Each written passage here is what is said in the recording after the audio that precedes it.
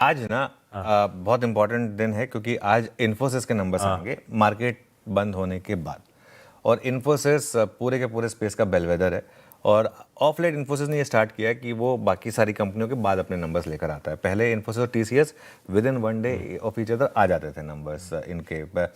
जैसे ही आज इन्फोसिस के नंबर्स आएंगे आपके बिग 5 आ चुके होंगे। Wipro, TCS, HCL tech, tech Mahindra आ चुके हैं। आज इन्फोसिस आ जाएगा, आपका बिग 5 जो है आईटी स्पेस में वो पूरा हो जाएगा।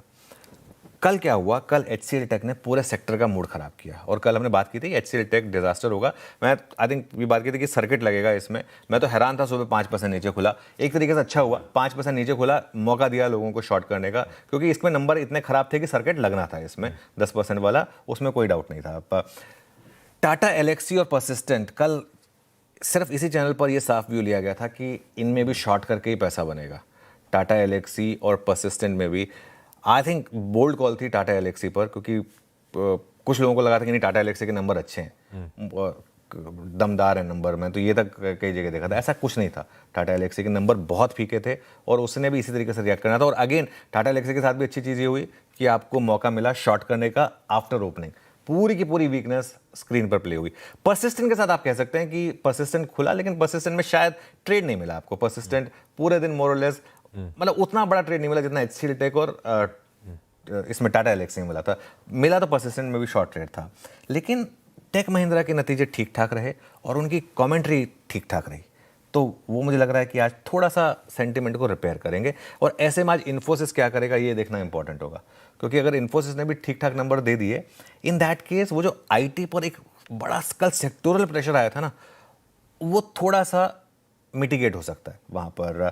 और सेक्टोरल कॉल आप नहीं ले पाएंगे यहाँ से आईटी पर, थोड़ा सा आपको स्टॉक स्पेसिफिक होना पड़ेगा। जैसे मैं आपको एक एग्जांपल दे रहा हूँ, मैं आपको 2 स्टॉक्स दिखाऊंगा, 1 महीने के चार्ट रखिएगा दोनों स्टॉक्स के, एक ओरेकल और एक एचसीएल टेक। दोनों के 1 महीने का चार्ट रखिए। दोनों लूजली हम आईटी स्टॉक्स मानते हैं, दोनों को सेम, मतलब आईटी स्टॉक्स में ही कैटेगराइज होते हैं।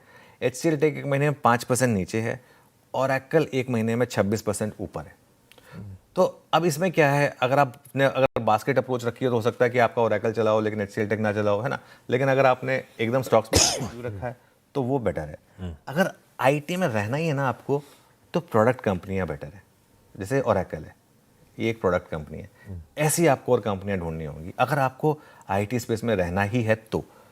एआई से जुड़ी हुई कंपनियां, डिजिटल इंफ्रा से जुड़ी हुई कंपनियां, इस तरीके की कंपनियां ढूंढेंगे।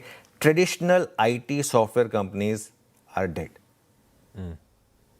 टीसीएस चला है, बिल्कुल चला है, लेकिन एकदम अगर आपने बॉटम पे पकड़ लिया और वहीं से अगर वो आप मान के चल रहे हैं तो ठीक है, 7-8% चल चुका है। लेकिन 1 महीने का चार्ट इसका भी रख दीजिएगा, टीसीएस का बिल्कुल चला है, 1 महीने में 6.5% चला है। लेकिन 1 महीने में मार्केट भी कहाँ से कहाँ आ गया। आप 1 महीने का एलएनटी का चार्ट उठा के देख लीजिए, 1 महीने का बीएससी का चार्ट उठा के देख लीजिए, 1 महीने का हिटाची का चार्ट उठा के देख लीजिए।